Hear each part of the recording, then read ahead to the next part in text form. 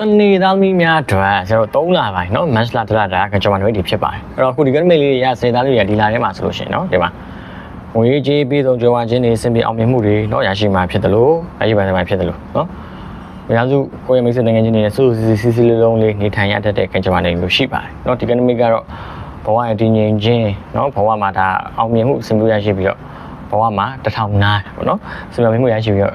ကိုယ့်ရဲ့ဘဝရဲ့အနှစ်သာရတွေကိုခံစားတာပြန်သုံးသပ်တာเนาะအနှစ်သာရရှိရှိကိုဘဝရောအတိတ်ပဲရှိရှိတိဆောက်တာเนาะအဲ့လိုကာလမျိုးကိုဖုံညွှန်းတာဖြစ်တယ်ပြီးလို့ရှိရင်ကိုကဒီမှာเนาะမင်္ဂလာသတင်းတွေကြားရမယ်အောင်ပွဲခံရမယ်တကယ်ချင်းမိတ်ဆွေတွေကိုယ်မိသားစုတွေနဲ့ပျော်ရွှင်အောင်မြင်မှုတတ်တွေเนาะပျော်ရွှင်မှုတွေအောင်မြင်မှုတွေစင်ပြေသားမှုတွေကိုเนาะမျှဝေခံစားမှာဖြစ်တယ်တဲ့ပြီးရင်တော့ခုဒီကနေ့မေရာကတော့ဆရာတို့တွေ့ကိုယ့်ရဲ့စိတ်ပေါ့เนาะဒီမှာကိုယ့်ရဲ့စိတ်ဒေါသစိတ်မာနစိတ်အဲ့အရာတွေနဲ့မှန်စိတ်ပေါ့เนาะကိုယ့်စိတ်ကမှန်ကိုပြောတာအဲ့တော့ဒေါသမောဟတွေရှိရင်တော့ဒါဖယ်ပြီးရင်ကိုကမှန်ပေါ့ကိုကမှန်တင်းပြီးတော့เนาะဒါအောင်မြင်မှုတွေကိုအရယူမယ်ငါဘယ်လိုလူလဲဆိုတာကိုပြပေါ့เนาะအဲ့တော့ဇွဲရှိရမယ်စစ်မှန်နဲ့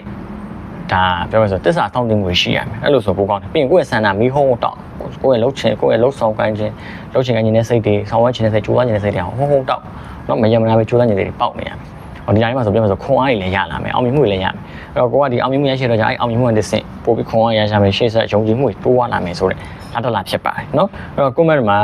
เนาะငါရှေ့ဆက်ဖို့ခွန်အားအပြည့်ရပြီဆိုပြီးတော့เนาะရေးတော့ပါဆရာကအားလုံးနဲ့ခြုံဟောတာဖြစ်တဲ့အတွက်ကြောင့်မမိမိတို့တည်တဲ့မေးချင်တာရှိရင်ဆက်စီမှာလာမလို့ရပါတယ်เนาะဒီဗီဒီယိုလေးလည်းကြိုက်ရှယ်လုပ်တော့ပြပါအားလုံးပဲကိုယ်စိတ်နဲ့ဖျားကျန်းမာချမ်းသာကြပါစေကျေးဇူးများတင်ပါတယ်